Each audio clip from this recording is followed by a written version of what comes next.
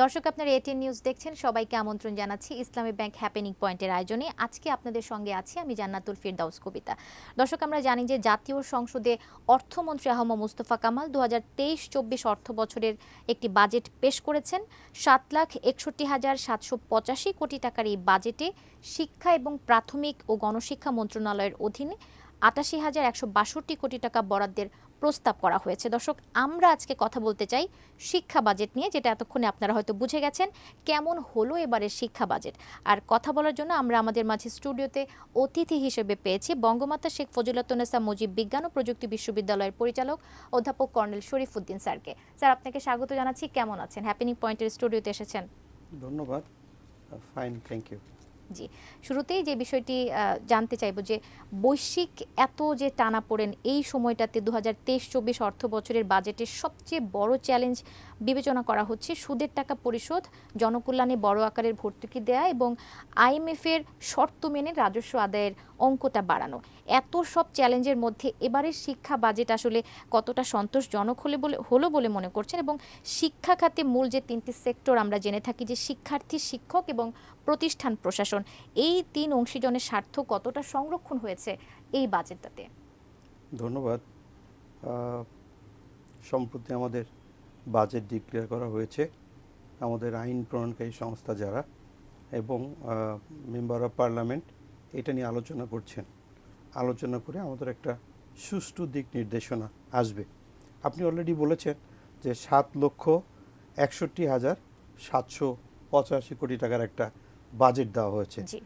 তো বিশ্ব মন্দা, প্রাকৃতিক দুর্যোগ, মনুষ্যসৃষ্ট দুর্ভোগ ইত্যাদি সত্ত্বেও বাংলাদেশের অর্থনীতির অগ্রগতি যে দুর্বার তার প্রমাণই হচ্ছে বাজেট। কারণ বাংলাদেশ জাতীয় বাজেটের বিশাল আকার দেশের প্রবৃদ্ধির যে উন্নয়নের প্রমাণ করে। আর এটাই আমাদের শিক্ষা খাতে সিলেকশন করা হয়েছে 88,162 কোটি টাকা। তা গতবার এটা ছিল 81,449 কোটি টাকা। সো গতবার থেকে এবার আমাদের শিক্ষা খাতের যে বাজেটটা বৃদ্ধি করা হয়েছে সেটা হচ্ছে 6,713 কোটি টাকা। আমাদের একটু ডিপলি ভাবতে হবে বাজেটটা কি। বাজেটটা হচ্ছে একটা গভর্নমেন্টের প্রত্যেকটা ইয়ারের আয় ব্যয়ের হিসাব। আমরাও কিন্তু আয় ব্যয় করি, বাট আমাদেরও যেটা সেটাও একটা হিসাব আছে। বাট আমাদেরটা হচ্ছে আগে যত আয় করি পরে আমরা ব্যয়ের হিসাব মিলিয়ে নিই। আর বাজেটটা হচ্ছে আগে আমরা ব্যয়ের হিসাবটা নিয়ে আসি, তারপর সোর্স অফ মানি, কোত্থেকে টাকাটা আসবে সেটা। তো বাজেটের কয়েকটা টার্মিনোলজি আছে। একটা আছে সুষম বাজেট, আর একটা অসম বাজেট। আরও কিছু কিছু টার্মিনোলজি আছে, যেমন উদ্বৃত্ত বাজেট, রিভাইজ বাজেট, ঘাটতি বাজেট। তা আমাদের যে প্রসঙ্গটা এসেছিলাম শিক্ষা খাতের বাজেট। শিক্ষা খাত হচ্ছে বিশ্বের সর্বশ্রেষ্ঠ এবং উন্নত খাত। এই খাতটা যেমন আমাদের একজন চাইনিজ দার্শনিক কনফুসিয়াস বলেছেন, যদি তোমরা 1 বছর যদি পরিকল্পনা করো তাহলে তোমরা শস্য রোপণ করো, যদি তোমরা 10 বছর যদি চিন্তা ভাবনা করো তাহলে বৃক্ষ রোপণ করো, আর যদি 100 বছর বা জন্মান্তরের জন্য চিন্তা ভাবনা করো তাহলে শিক্ষা খাতের ক্ষেত্রে তোমরা বিনিয়োগ করো। তাই সার্বিক দিক নির্দেশনায় আমাদের শিক্ষা খাতটা সবচেয়ে গুরুত্বপূর্ণ। এবং এই শিক্ষা খাতের যেটা আমি বললাম যে গতবার থেকেও আমাদের এবার 6,713 কোটি টাকা বেশি দেওয়া হয়েছে। আমরা একটা point very important, after liberation মানে 1971 সালে যখন আমাদের দেশটা স্বাধীন হয় তখন আমরা এডুকেশন সেক্টরটা শুধু এডুকেশন হিসেবে, শিক্ষা মন্ত্রণালয় হিসেবে চিন্তা ভাবনা করতাম। এখন এটা সময়ের পরিপ্রেক্ষিতে আস্তে আস্তে কিন্তু অনেক বড় স্প্যান করেছে। কেমন? প্রথম হচ্ছে প্রাথমিক ও গণশিক্ষা মন্ত্রণালয়। এটা আমাদের শিক্ষা খাতের অতি গুরুত্বপূর্ণ, কারণ প্রি এডুকেশন এটা অনেক বেশি ইম্পর্টেন্ট, সবচেয়ে ইম্পর্টেন্ট। তারপর হচ্ছে মাধ্যমিক ও উচ্চশিক্ষা সেক্টরটা, আর লাস্টে হচ্ছে কারিগরি ও মাদ্রাসা সেক্টর। ইদানিং আমাদের যে ডিজিটাল সেক্টর যেটা বলা হয়েছে, প্রযুক্তিগত সেক্টর, এটাও কিন্তু আমাদের শিক্ষা সেক্টরে। আচ্ছা, তা আমরা নার্ভাস হওয়ার কিচ্ছু নয়। যখন যে পয়সাগুলো আসে এটা যদি ম্যাচিউরলি পজিটিভলি ডিল করা যায় তাহলে রিসার্চ বা তথ্যর মাধ্যমে সত্যকে যেমন করে উপস্থাপন করা যায়, ঠিক এমনি করে এই বাজেট দিয়েই আমরা ভবিষ্যৎ প্রজন্মকে সার্থকভাবে মানুষ করতে পারবো। বাট লিমিটেশন ইজ দেয়ার প্রত্যেকটা সেক্টর, এবং এই লিমিটেশনের জন্যই কিন্তু আমাদের সংসদে এটা নিয়ে আলোচনা হচ্ছে। উন্মুক্ত আমরা এই যে এখন আলোচনা করছি, যেটা আমাদের রিসার্চ বা তথ্য বা আলোচনার মাধ্যমে সঠিক যেটা আসবে সেটা নিয়ে আমরা আচ্ছা, আপনি ভবিষ্যতে এগিয়ে বলছিলেন যাব। বরাদ্দ এবং ব্যবহার, এই দুটাকে সঠিকভাবে, অর্থাৎ এটার ব্যবহারটা যেন সঠিকভাবে নিশ্চিত করা যায়। এক্ষেত্রে আসলে আরও কীরকম উদ্যোগ নেওয়া যেতে পারে বলে আপনি মনে করছেন? দেখা যায় বরাদ্দ হয়েছে কিন্তু ব্যবহারটা সঠিকভাবে হলো না, সেক্ষেত্রে কিন্তু অর্থ অপচয় হলো, অনেক ধরনের সমস্যা সৃষ্টি হতে পারে। এই দুটি ব্যাপারের সমন্বয়টা কিভাবে করলে আরও বেশি ভালোভাবে শিক্ষা খাতের বাজেটটাকে ব্যবহার সুনিশ্চিত করা যায় বলে মনে করছেন? Very good question. ADB, annual development plan, মানে গ্রাজুয়ালি কখন কোন সেক্টরে কেমন করে খরচ করতে হবে, সেটাই হচ্ছে আমাদের এডিবি। তা আমরা যদি এডিবির ক্ষেত্রে প্রাধান্য দিয়ে জাস্ট যেদিন আমাদের বাজেট পাস হবে তখন থেকে কাজ শুরু করি, যেমন সরি টু সে আমাদের একটা ব্যাক ট্রেডিশন আছে, এই জুন মাসে টাকা খরচ করার জন্য আমরা ব্যস্ত হয়ে যাই।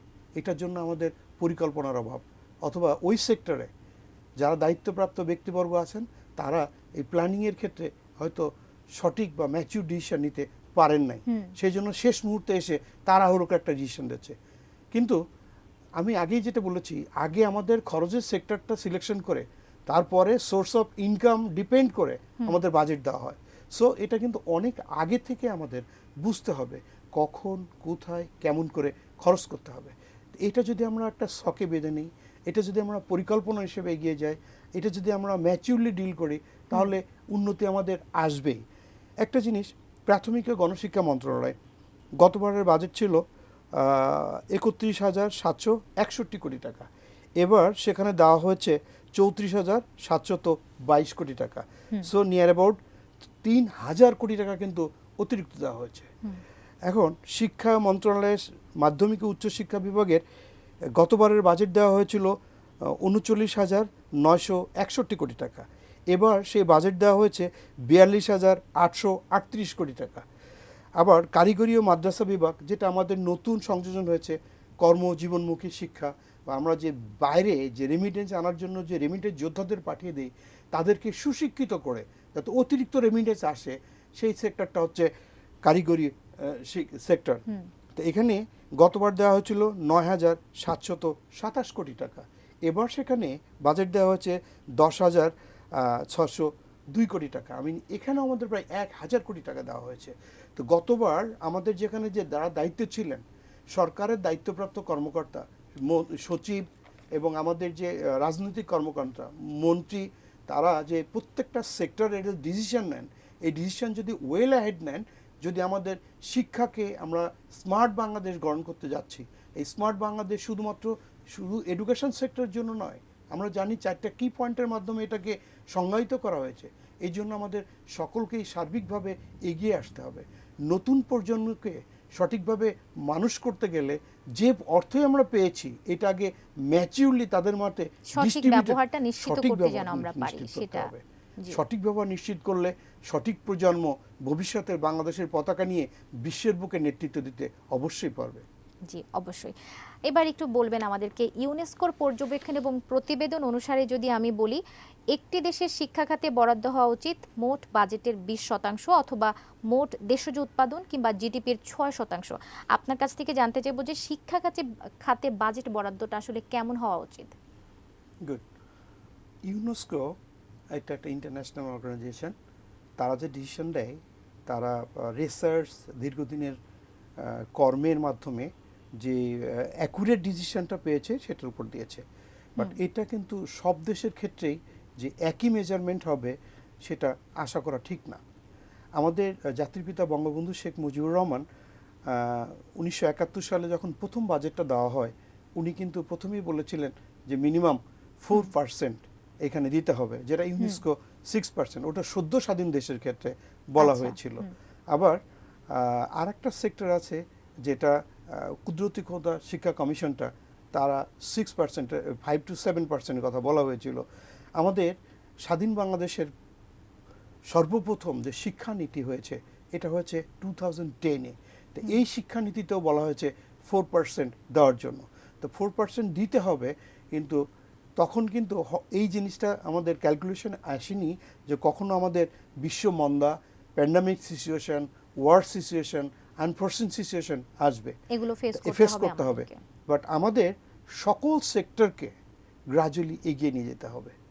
আমি যখন বিশ্ববিদ্যালয়ে পড়ালেখা করেছি তখন ইফ আই ক্যান রিমেম্বার 4টা বিশ্ববিদ্যালয় ছিল। এখন বাংলাদেশের সরকারি বেসরকারি মিলে শতাধিক বিশ্ববিদ্যালয়। সো নতুন প্রজন্মকে এগিয়ে নিয়ে যেতে হলে কী করতে হবে? উচ্চশিক্ষায় শিক্ষিত করতে হবে, রিসার্চ করতে হবে। বিশ্ববিদ্যালয়ের র্যাঙ্কিংটা ওয়ার্ল্ডে ডিপেন্ড করে তাদের রিসার্চের উপরে। তো এই রিসার্চের জন্য যেটা আমাদের যে অর্থগুলো দেওয়া হয়েছে, এটা যদি আমরা পজিটিভলি ইউজ করি, করে যদি আমরা নতুন কিছু উদ্ভাবিত করতে পারি, তাহলে দেখা যাচ্ছে যে আমরা সঠিকভাবে সামনের দিকে এগিয়ে যেতে পারবো। স্যার, আমরা এই বিষয়টি নিয়ে আরো কথা বলবো, একটা ছোট্ট বিরতি নেওয়ার সময় হয়েছে। দর্শক, হ্যাপেনিং পয়েন্টের আয়োজন থেকে একটা ছোট্ট বিরতি নিয়ে ফিরে আসছি, কোথাও যাবেন না, আমাদের সঙ্গেই থাকুন।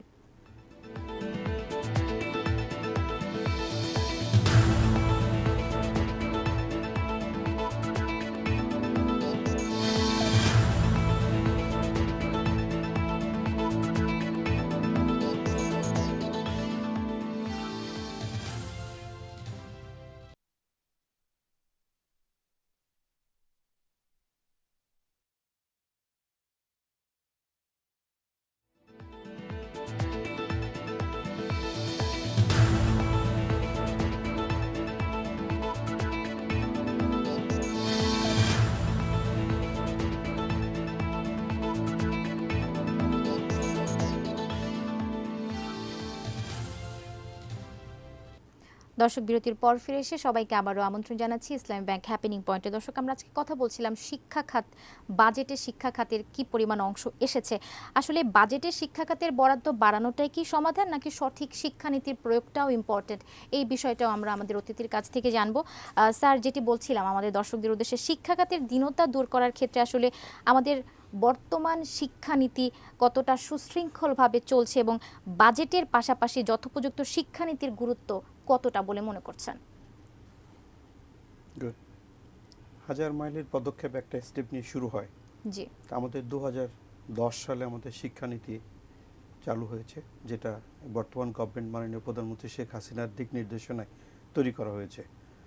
এখন আর প্রথম যে কথাটা বলেছিলেন যে বাজেটে বরাদ্দ, বাজেটে বরাদ্দ বাড়ালেই যে সব সমস্যার সমাধান হবে, ইট ইজ নট পজিটিভ।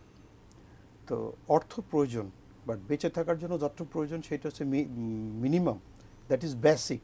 আর যখন অতিরিক্ত যেটা আসবে সেটা দিয়ে আমাদের উন্নয়ন সামনের দিকে এগিয়ে যেতে হবে। তো বাজেটে শিক্ষা খাতে বরাদ্দ বাড়ালে শিক্ষানীতি সঠিক বাস্তবায়নের ব্যাপারে নিশ্চিত হতে হবে। কর্মসংস্থানের বিবেচনায় শিক্ষাকে ইম্পর্টেন্স দিতে হবে, কারণ আমাদের যে থার্ড ওয়ার্ল্ড কান্ট্রি থেকে আমরা যে সেকেন্ডের দিকে যাচ্ছি, আমাদের মিশন আছে, আমাদের ভিশন আছে, এখন আমরা সামনের দিকে এগিয়ে যাচ্ছি। তো এগিয়ে যাওয়ার জন্য আমাদের জিনিসটা প্রয়োজন। যেমন আমাদের ইউনিভার্সিটিতে রিসার্চটা জিনিসটা কি? তথ্যের মাধ্যমে সত্যকে উপস্থাপন করা, এবং রিসার্চের স্ট্যান্ডার্ড আমাদের বিশ্ববুকে ইউনিভার্সিটির র্যাঙ্কিংটা এগিয়ে দেবে। তা এখন যারা এই সেক্টরের দায়িত্বে আছেন, তারা এই অর্থের ক্ষেত্রে ওই সেক্টরটা ইম্পর্টেন্ট দিতে হবে। প্রথমে আপনি একটা যেটা বলেছিলেন যে 20% দিতে হবে, তো 20%-এর কথাটা আমাদের কিন্তু টোটাল যে কারিগরি সেক্টর থেকে শুরু করে টোটাল দেওয়া হয়েছে প্রযুক্তি সহ 13.7%। তো 13.7% it's a very big amount. তো গতবার থেকে যে আমাদের উদ্বৃত্ত হয়েছে, এই উদ্বৃত্ত কোনো এক পয়েন্ট অফ ভিউ থেকে আপনি বলতে পারেন, যেহেতু মুদ্রাস্ফীতি চলছে, বিশ্ব মন্দা বা বিশ্বযুদ্ধের সম্মুখীন, বিশ্বযুদ্ধ নয় মানে প্রতিবেশী দেশগুলোর ভিতর যে ইউক্রেন রাশিয়ার যুদ্ধ চলছে, এই অস্থিরতার কারণে অনেক কিছু প্রবলেম হচ্ছে, এলসিগুলো ওপেন করা যাচ্ছে না, বিজনেসের ক্ষেত্রে ধস কিছুটা পড়ছে। আবার যারা বিদেশ থেকে আমাদের এখানে অর্থ পাঠান, আমাদের যে রেমিটেন্স যোদ্ধা, তাদের ওখান থেকে পুনরুদ্ধারও বিভিন্নভাবে আনার চেষ্টা করা হচ্ছে। বাট কোনোভাবেই আমার দেশ স্থির হয়ে নয়, সামনের দিকে দুর্বার গতিতে এগিয়ে চলছে। এখানে আলোচনা সমালোচনা সবই আছে, বাট আমরা চাই সমগ্র আলোচনা থেকে পজিটিভ জিনিস পজিটিভ তথ্য উপাত্ত নিয়ে শিক্ষা সেক্টরকে সাথে করে সামনের দিকে এগিয়ে যেতে। এই জন্য আমাদের ভূমিকা রাখতে হবে তিনজনকে। কে? একজন হচ্ছে শিক্ষার্থী, আরেকজন শিক্ষক, আরেকজন হচ্ছে অভিভাবক, আর এই তিনজনের মিলন মেলা হচ্ছে শিক্ষা প্রতিষ্ঠান। তাই শিক্ষা প্রতিষ্ঠান মিলন মেলাতে যখন আমরা তিন সেক্টর যার যার স্থান থেকে অবদান রাখব, যদি আমার জায়গায় আমি অবদান না রেখে যদি আরেকজনের ক্রিটিসাইজ করি, that improvement will not be there. Improvement is a continuous process. এখানে সবার মিউচুয়াল রেসপেক্ট লাগবে, সবার কর্মদক্ষতা লাগবে, সবার নিজ নিজ পয়েন্ট থেকে কর্মদক্ষতার অবদান রাখলে এডুকেশন সেক্টর সামনে এগিয়ে যাবে। আচ্ছা, এবার একটু সাংঘর্ষিক প্রশ্নই যদি রাখতে চাই যে শিক্ষা সংশ্লিষ্ট ব্যক্তিরা তো আপনিও আছেন, দীর্ঘদিন ধরে জাতীয় বাজেটের প্রায় 20% অর্থ শিক্ষা খাতের বরাদ্দের দাবি জানিয়ে আসছেন আপনি যেটি বলছিলেন। তবে অতীতের মতো কিন্তু এইবারও দাবিটি পূরণ হয়নি এবং বরাদ্দের হার কমে 20% থেকে বেশ দূরেই আছে। আমরা কিন্তু ছোটকাল থেকে বলে এসেছি বা শিখে এসেছি শিক্ষাই জাতির মেরুদণ্ড এবং একটি শিক্ষিত সমাজ একটি অর্থনৈতিক সমৃদ্ধশালী দেশ করার কারিগর। একটু জানতে চাইব যে একজন মেধাবী শিক্ষার্থী শিক্ষকতার পেশায় আসতে আগ্রহ না জানানোর এটাই কি একটা বড় কারণ বলে মনে করছেন? এইটা আমি কখনো ভাবি না। কারণ শিক্ষা সেক্টর যেখানে গভর্নমেন্ট সেক্টর আছে, আমি প্রথমে যেটা বলেছিলাম যে গভর্নমেন্ট এবং গভর্নমেন্টের কিছু নীতি নির্ধারক বা গভর্নমেন্ট যে কর্মকর্তা কর্মচারী তাদের যে বেতন দেওয়া হয় সেই বেতনটার হচ্ছে বাজেটের অংশ। তো যারা আমাদের শিক্ষা সেক্টরে, আমি গভর্নমেন্ট সেক্টরই বলি, একজন নির্দিষ্ট গ্রেড আছে বেতনের। তা এই এডুকেশন সেক্টরে যিনি 5th গ্রেডে আছেন, বিসিএস সেক্টরেও 5th গ্রেডে, ইভেন ডিফেন্স সেক্টরেও যারা সেম গ্রেডে আছেন তাদের বেতন সেম। তা এইখানে এইটার উপর ভিত্তি করে আসা আর না আসা বাজেটের উপর কিন্তু ডিপেন্ড করে না। এটা হচ্ছে সদিচ্ছা। বিশ্বের শ্রেষ্ঠতম পেশা হচ্ছে শিক্ষকতা।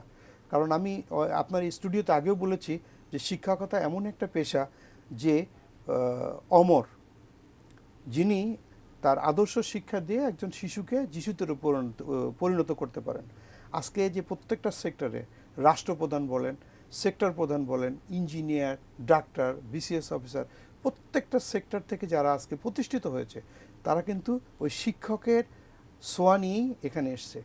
আর সর্বপ্রথম শিক্ষা প্রতিষ্ঠান হচ্ছে পারিবারিক শিক্ষা প্রতিষ্ঠান। মা বাবার কাছ থেকে যেটা শিখে এসেছি সেটা হচ্ছে প্রথম। তারপর আসে প্রাতিষ্ঠানিক শিক্ষা।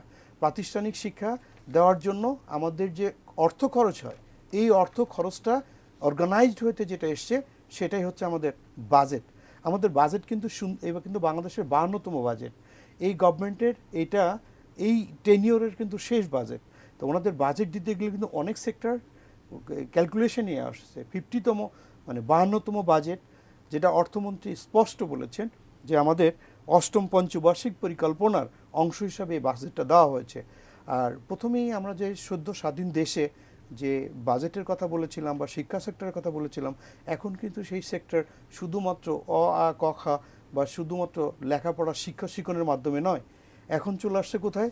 এটা আসছে প্রযুক্তি সেক্টর, এটা আসছে কারিগরি সেক্টর, এটা আছে মাধ্যমিক ও উচ্চ মাধ্যমিক সেক্টর, এটা আছে প্রি এডুকেশন সেক্টর। তা সার্বিক সেক্টর যেহেতু এখানে নিয়ে এসেছে, সেই দৃষ্টিকোণ থেকে আই ডোন্ট থিঙ্ক সো যে এখানে অবমূল্যায়ন করা হয়েছে। তবে improvement is a continuous process, এদিকে আমাদের দৃষ্টি দিতে হবে। আজকে প্রি এডুকেশন বা প্রাইমারি এডুকেশনে মিড ডে মিলের চিন্তাভাবনা করা হচ্ছে, যেটা কিন্তু ফার্স্ট ওয়ার্ল্ড কান্ট্রিগুলো চিন্তাভাবনা করে, উন্নত দেশগুলো। তা আমরা কিন্তু সেই সেক্টরে প্রবেশ করেছি অলরেডি। তা আমাদের এই উন্নতির ক্ষেত্রে কিছু প্রতিবন্ধকতা আসবেই। এই বাজেট সেক্টর যে 100% সঠিক হয়েছে সেটা আমি বলবো না, but improvement is a continuous process. সরকারের সদিচ্ছার কোনো কমতি নয়। এ ব্যাপারে যার যার জায়গা থেকে যদি আমরা সঠিকভাবে অবদান রাখি, এডুকেশন সেক্টরে যে বাজেট দেওয়া হয়েছে এটা দিয়ে সার্থকভাবে সামনে এগিয়ে যাওয়া সম্ভব। অনেকে কিন্তু শিক্ষা এবং প্রযুক্তি শিক্ষার বাজেটটাকে যে একসঙ্গে দেখানো হয়েছে এটা নিয়ে একটু দ্বিমত পোষণ করছেন যে শিক্ষার বাজেটটা আলাদা হলে হয়তো ভালো হতো। Good question. বাট স্যার, আমরা সময় খুবই সংক্ষিপ্ত, খুবই অল্প কথায় যদি আমরা উত্তরটা দেই, আমাদের স্মার্ট জেনারেশন সৃষ্টি করতে গেলে শিক্ষিত হতে হবে জাতিকে। জি। আর এই শিক্ষিত করতে হলে প্রযুক্তি হচ্ছে তার one of the measurement tools. তো সেই কারণে প্রযুক্তিকে আমরা কখনো শিক্ষার বাইরে বাদ দিয়ে ভাবতে পারি না রাখতে বা পারি বাদ না। দিতে পারি না। জি, আপনাকে তো যারা অসংখ্য এটা ধন্যবাদ। ক্রিটিসাইজ করছে তাদের আরেকটু সার্থকভাবে আমি জেনে চিন্তা ভাবনা করে কথা বলার জন্য সবিনয় অনুরোধ করছি। জি, আসুন আপনাকে আমরা অসংখ্য সবাই ধন্যবাদ, অবদান স্যার। রেখে শিক্ষা সেক্টরটাকে সামনে এগিয়ে নিয়ে যাই। একদমই তাই। দর্শক, আজকে কথা হলো শিক্ষা বাজেট নিয়ে। শিক্ষা খাতের উন্নয়ন কিন্তু একটি দেশের অর্থনৈতিক ভিত্তিকে আরো বেশি শক্তিশালী করতে পারে। একটা মজবুত দেশ গড়তে শিক্ষার কোনো বিকল্প নেই। শিক্ষা খাতে সরকারের আরো বেশি সুদৃষ্টি কামনা করে আজকের মতো হ্যাপেনিং পয়েন্টের আয়োজন শেষ করছি। ভালো থাকবেন, সুস্থ থাকবেন, আমাদের সঙ্গেই থাকবেন।